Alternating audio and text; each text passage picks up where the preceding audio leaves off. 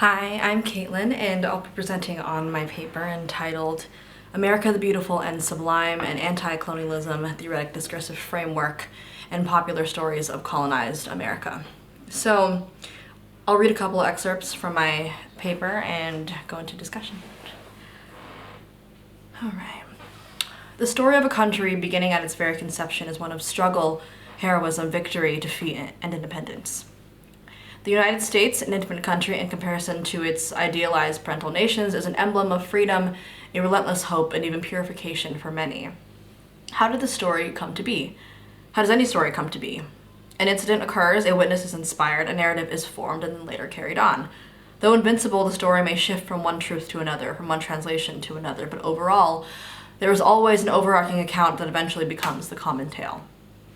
A normalized aphorism that many have heard regarding stories of conquests and losses goes as follows: history is written by the victor. To an extent, this is all very true. History, the stories not only told as legend, but recorded as truth, are often documented by the conquerors, by those whose voices have already won before the fighting had even begun. What then of those who have been silenced? In the light of the United States, this is an American beauty. The lands that existed before the flags punctured the soil, canyons that have echoed before lines were drawn in separation, mountains that howled before its native people cried out in mourning of their removal. A popularized and widely incomplete story is one that should be listened to over and over until other voices become clear through the muffled noises they once were. This study seeks to explore and analyze a postmodern idealization of an anti-colonialist theoretic framework in collaboration with a known telling of United States history that stems from the period known as American Romanticism. So what I do in this paper is I'm looking fundamentally at Transcendentalist texts, specifically Walden, written by Henry David Thoreau, and Nature, written by Ralph Waldo Emerson. So what I'm doing in my paper is kind of challenging these mentions and ideologies of things like the Sublime and kind of like question their validity as an accurate portrayal of what we've come to know as this American beauty. Especially in a time where this kind of like prosperity and oppression were like existing on the same plane, but on completely different realms of privilege. So, and I wanted to look at that because these are widely canonized works, and these are works that are, so to speak, tried and true American. But how can we look at those works as accurate portrayals if there are other things happening in the backdrop that is very much coloring our vision, or very much coloring what America is? So I took a study titled The Power of Social Theory, published in the Workland School of Education at the University of Calgary in a journal called the Journal of Educational Thought. So two scholars, George J. Sefa and Alireza Ashgarzadeh, argue, and I'll read the quote here, argue that the quote beginning, colonization process and colonizing tendencies accede a false status to the colonial subject through the authority of Western canons at the same time as known knowledges are privileged, negated, and devalued. So end quote there. So what Sefa and Ashgarzadeh are kind of speaking of is this erasure narrative of like an anti-colonial discourse. So it's interesting that all of these stories, these experiments, we'll go into Nature and Walden, these experiments that are happening with these American authors are being written with the backdrop of stories stories of slavery and the Indian removal. So I'll go into kind of the excerpts that I look into for Nature by Ralph Waldo Emerson. One of the excerpts I look at was, "Every man's condition is a solution in hieroglyphic to those inquiries he would put. He acts it as life before he apprehends it as truth. In like manner, nature is already, in its forms and tendencies, describing its own design. Let us interrogate the great apparition that shines so peacefully around us. Let us inquire to what end is nature." So I looked mostly into this question of let us inquire to what end is nature, and I look at the idea of nature that sits so peacefully around us, because sure, the land is sitting peacefully around people, but what makes up a country more so than its physical geographic land is its people. So I wanted to look into his idea of people, and yes, Transcendentalists base their work off the land around them. but I kind of wondered why this kind of absence of people is happening in his work. So so I look further into this land in conjunction with this idea of people, because in this case, land is something that has ownership, or people have ownership over the land. So I kind of wanted to explore that idea of what it means for physical space, land that doesn't necessarily belong to anyone.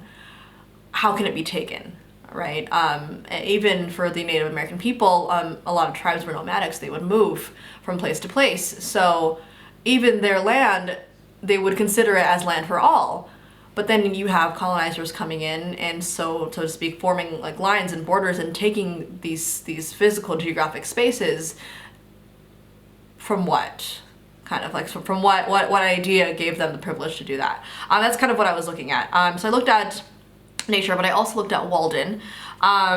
Walden, if you haven't read Walden, is by Henry David Thoreau. What he does is he takes 2 years away from life because he gets so disillusioned by the corruption of industrialization, or just people becoming so engulfed in materialism. So he was kind of like anti-materialism, and he moves away for 2 years to live in a place near Lake Walden, or Walden Pond. So it's a lake near Concord, Massachusetts. He wanted to kind of explore what it meant to live off the land. Okay, so I'll read a passage in which he talks about this idea of the sublime. So the sublime meaning the physical geographic nature around him, mountains, trees, lakes. He was living off the land, he made his own cabin, and so he wanted to explore that and how that compares to this corruption of what he would call materialism. So this is an excerpt from his work. In eternity there is indeed something true and sublime, but all these times and places and occasions are now here. God himself culminates in the present moment and will never be more divine in the lapse of ages. So that's from chapter 2 of Walden. But what I wanted to point out is these ideas of truth and eternity. So he goes out into the wilderness to kind of seek this deeper truth. That's the whole idea of transcendentalism, right?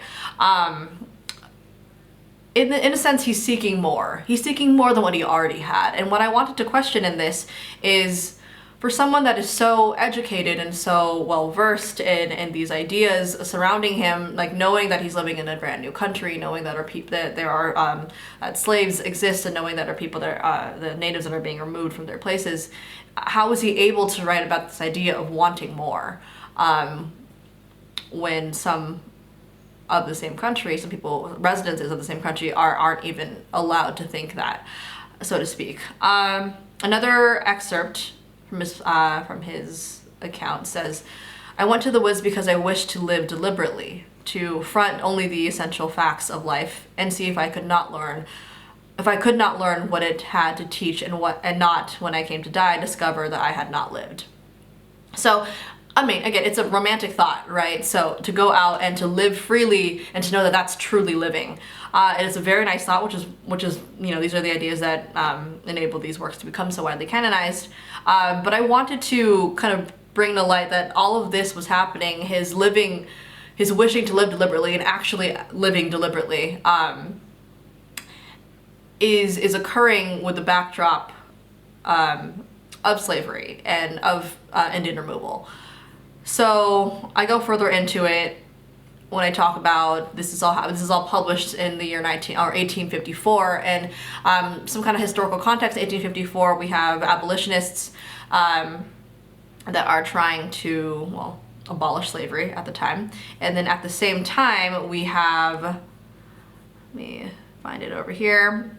At the same time we have, once again I was saying the Indian Removal Act, but also the Treaty of Medicine Creek, which was signed in the winter of 1854. So the Treaty of Medicine Creek was signed by the Superintendent of Indian Affairs, which essentially